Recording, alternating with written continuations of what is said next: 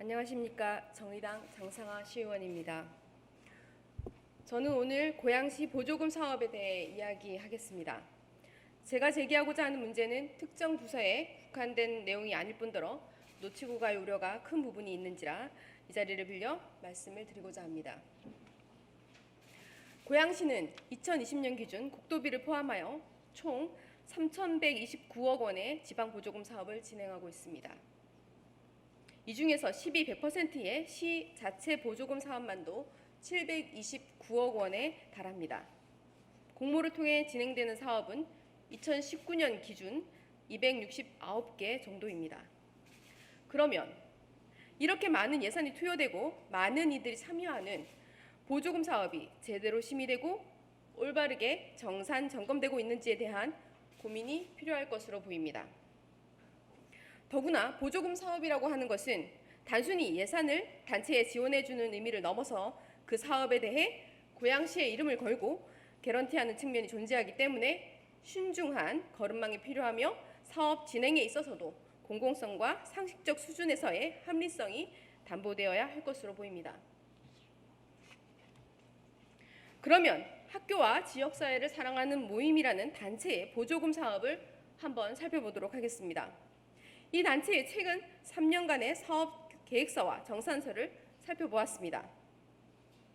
이 단체의 최근 3년간의 자료를 보면 주민자치과, 환경정책과, 여성가족과, 아동청소년과, 일자리정책과, 장애인복지과 등 다양한 부서에서 1개 이상씩 총 14회 보조금 사업에 지원하였고 실제로 보조금이 1억 2천만 원이 넘게 교부되었습니다.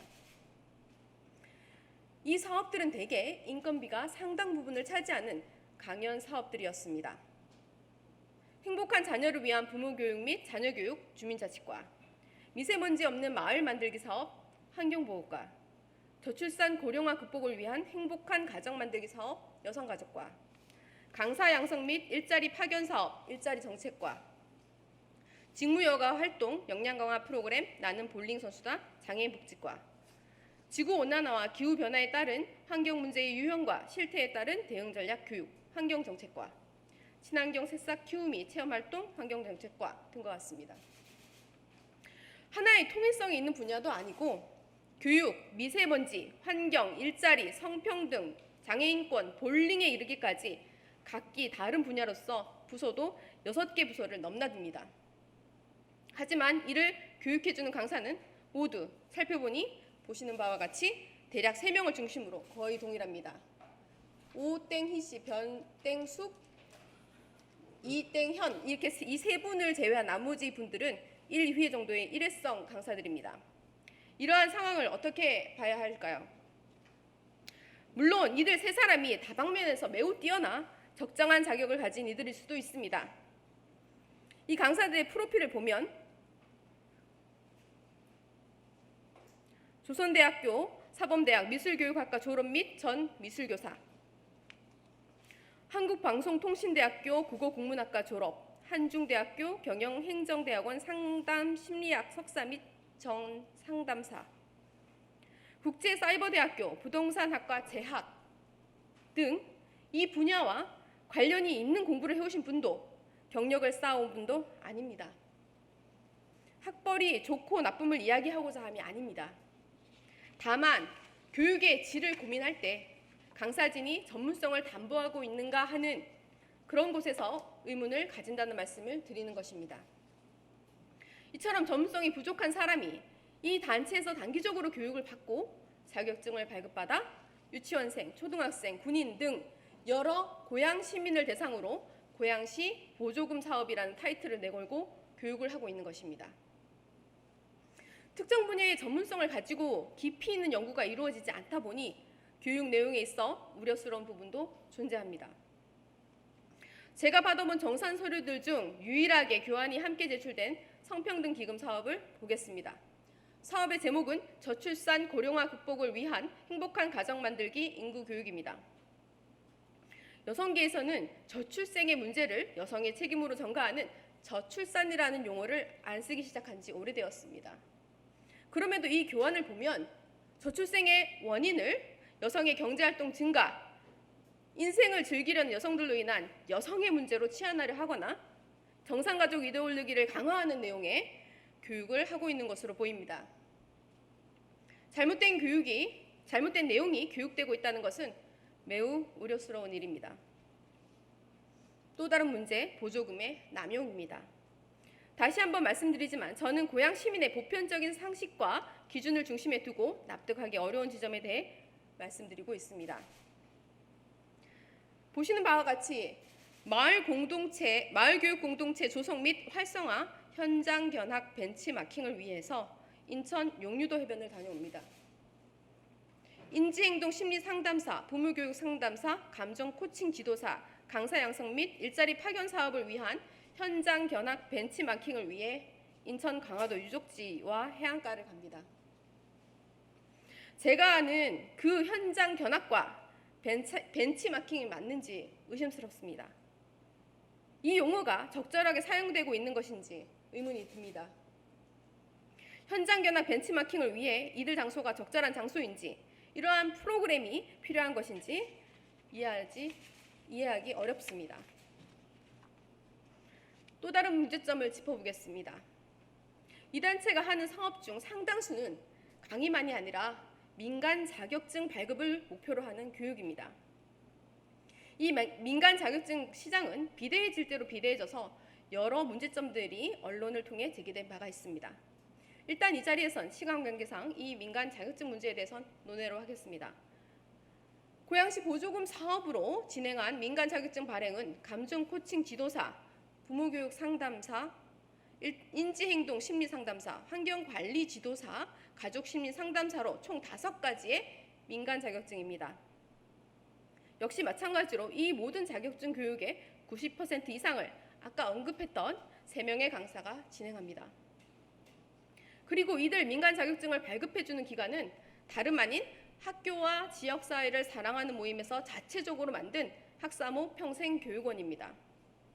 이 자격증이 공신력을 가질 여러 가지 조건이 충족하는지에 대한 의문이 들지 않을 수 없습니다. 그러다 보니 보조금 중 일부는 이 학사모 평생교육원으로 입금되게 됩니다. 예를 들어 이 왼쪽에 보시면 현금 출납부를 보시면요.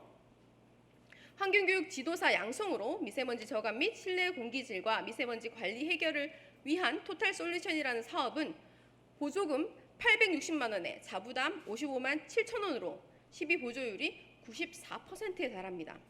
그런데 여기 정산 내역을 보시면 자격증 발급비로 학사모 평생교육원에 240만 원을 학교와 지역사회를 사랑하는 모임에서 계좌 이체한 것으로 되어 있습니다. 그 옆을 보시면 다른 사업들 역시 자격증 발급 비용이라고 하여 학교와 지역사회를 사랑하는 모임이 학사모 평생교육원에 입금하는 형태로 정산이 이루어집니다. 여기 보시는 바와 같이 공급자, 학교와 지역사회를 사랑하는 모임, 공급받는 자, 학사모 평생교육원, 대표가 동일인입니다. 결론적으로는 이 보조금 사업을 통해 이 단체는 수익 사업을 한 것입니다. 보조금 사업이 특정 단체의 수익 사업을 위해 이루어질 수 있는 것인지, 이것이 적절한 것인지에 대한 고민이 필요해 보입니다. 또한 지금 여기 보시다시피 이 학사모 평생교육원에서 자격증을 발급해주는 보조금 사업에 참여하여 자격증을 발급받은 사람 중 상당수의 인원이 겹칩니다. 보시는 바와 같이 성명 김땡근, 옆에도 보시면 김땡근 씨입니다. 앞으로 잠시 보시면 환경관리지도사 1급, 환경관리지도사 2급입니다. 뒤를 보시면 가족심리상담사 2급 김땡근 씨입니다. 또 넘겨주시면 감정코칭 지도사 9번 김땡근 씨입니다. 넘겨주세요. 부모교육 상담사 9번 김땡근 씨입니다. 넘겨주세요. 또 넘겨주세요. 인지행동 심리상담사 9번 김땡근 씨입니다. 성평등 기금 사업을 제외하고는 전체적으로 30명 내외에 비교적 동일한 사람이 그간 다수의 사업들에 참여해 왔습니다. 다시 말하면 최근 3년간 1억 원여의 돈이 30명 내외의 사람들에게 집중되었다는 것입니다. 보조금의 수혜가 특정 몇몇 사람들에게 제한적으로 돌아갔다는 아쉬움이 드는 대목입니다.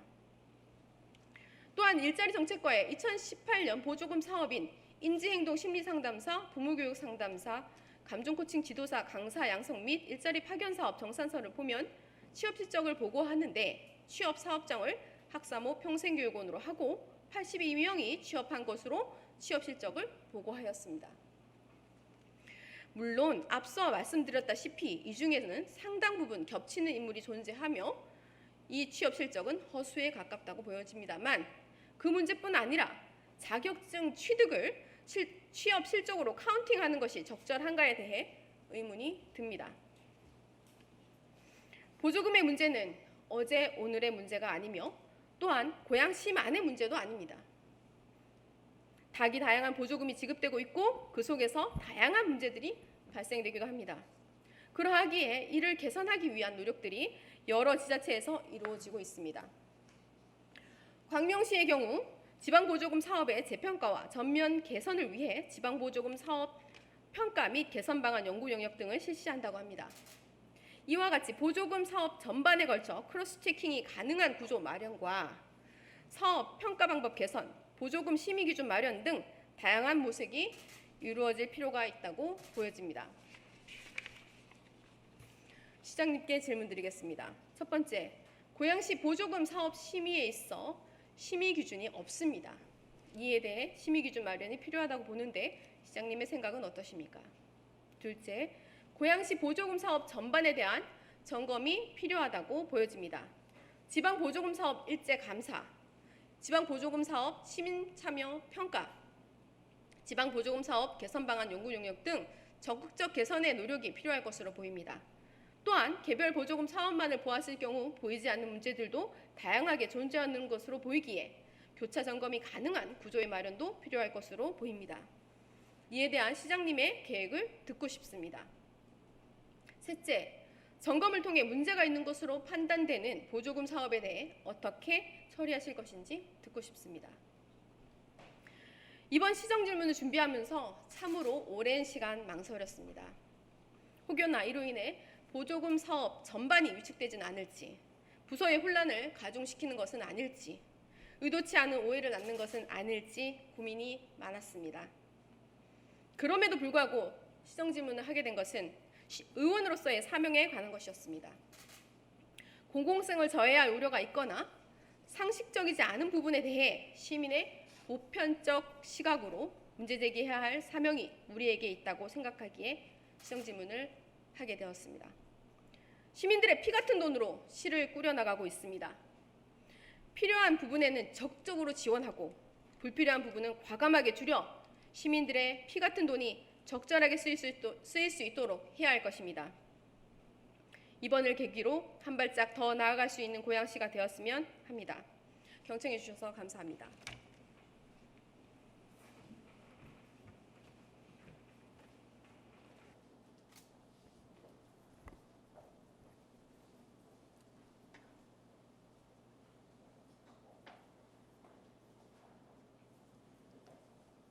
정상화 의원님 수고하셨습니다.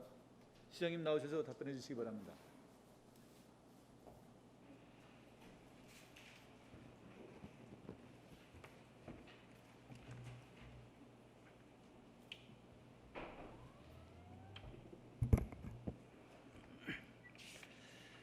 예, 존경하는 장성화 의원님께서 고양시 보조금 문제에 대해서 질문해 주셨습니다.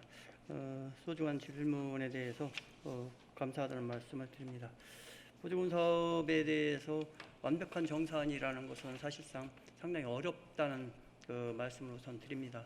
그것은 보조금이 보조금 자체로서만 존재하는 것이 아니라 이러한 보조금 사업을 수행함으로 해서 얻는 또 다른 이익도 있기 때문에 그렇습니다. 그렇지만 지금 지적한 바와 같이 특정 단체가 이렇게 과도한 분야에 걸쳐서 사업을 하는 것은 전문성이 결여되어 있고 어떻게 보면 잘못 선정이 되지 않았나 이런 의구심도 듭니다. 그렇지만 이것이 시에서 구성한 보조금 심의위원회 1차, 2차 관문을 통과해서 하는 부분이라는 말씀을 또한 드립니다.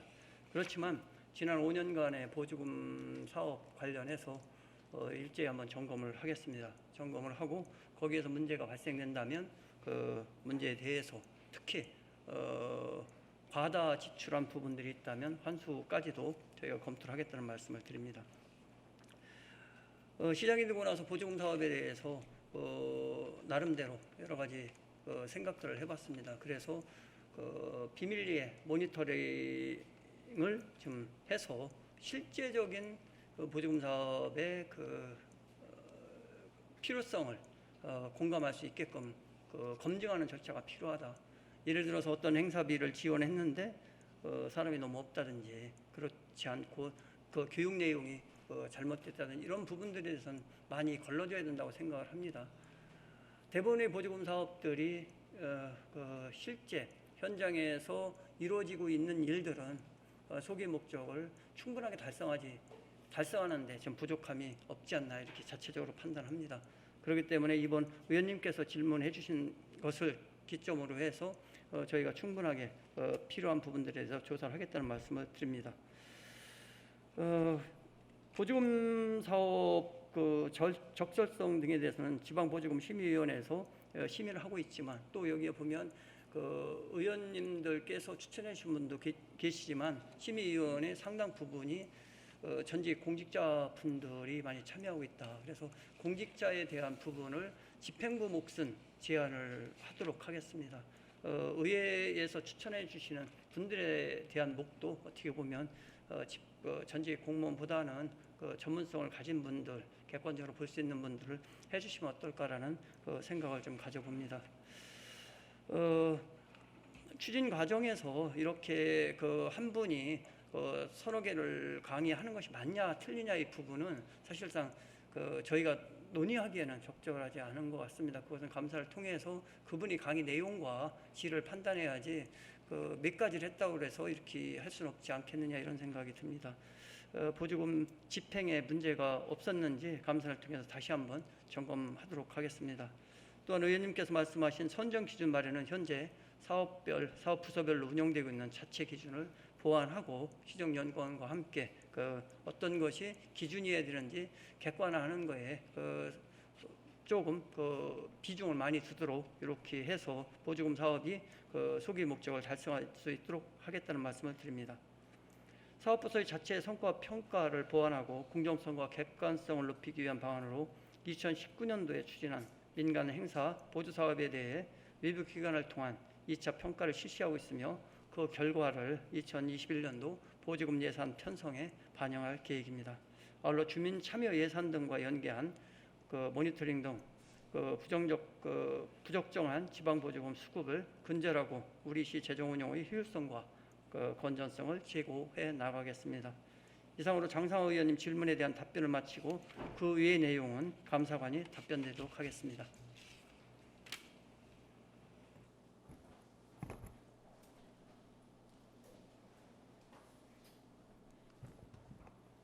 예, 시장님 수고하셨습니다. 그럼 전희정 감사관님 나오셔서 보충 답변해 주시기 바랍니다.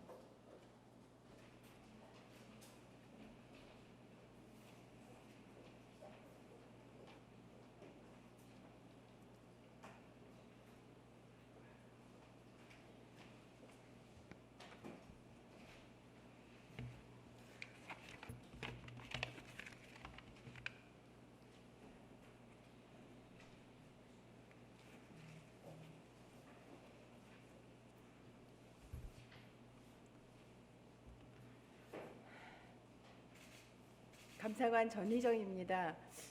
이어서 존경하는 장상화 의원님의 질의에 대하여 중복 답변을 피하기 위해 질문 2와 3을 통합하여 답변드리겠습니다. 지난해 시의회에서 보조금 사업의 문제점을 제기하고 보조금 감사를 요청하신 것을 계기로 감사관실에서 올해 상반기 보조사업 운영실 때 특정감사를 기획하였습니다. 그런데 코비드19 확산과 경기도 종합감사 수감 등의 일정을 고려하여 감사를 연기하게 되었고 현재는 예비조사를 진행 중이며 특별한 사정이 없다면 10월 초 본감사를 실시할 계획입니다. 보조금 집행에 대한 적정 여부를 점검, 확인, 평가하는 작업은 상당히 많은 시간과 인력이 필요합니다. 그러나 감사관실의 부서 운영 여건상 5명 이상의 인력을 투입할 수는 없는 실정입니다. 따라서 전체 보조 사업을 한정된 시간 안에 정밀하게 체크하는 데는 한계가 있다고 볼 수 있습니다. 이에 따라 감사관실에서는 2017년부터 2018년까지 시 자체 재원이 투입된 주요 보조 사업에 대한 감사를 우선 실시하고 차후에도 기간과 범위를 정하여 허술하고 방만한 보조금 집행이 뿌리 뽑힐 때까지 지속적으로 감사를 실시할 계획입니다. 감사 결과 문제점이 발견된 보조 사업에 대해서는 개선 방안을 마련하고 해당 업무를 잘못 처리한 공무원에 대해서는 엄정하게 책임을 물어 공직자들의 보조금 운영 관리의 책임성을 강화할 수 있도록 하겠습니다. 장상화 의원님이 제기해 주신 그 보조 사업에 대한 문제점도 저희가 좀 더 중점을 두어서 감사를 하고 그 결과에 문제가 있으면 환수 등 적절한 조치를 하도록 하겠습니다. 마지막으로 책임감과 열성을 가지고 보조 사업을 모범적으로 잘 처리한 사례가 있을 수도 있습니다. 만일 그런 사례가 있다면 반드시 발굴 전파하여 공직자의 사기를 향상시킬 수 있는 방안도 마련하겠습니다. 이상으로 장상화 의원님의 질문에 대한 답변을 마치겠습니다.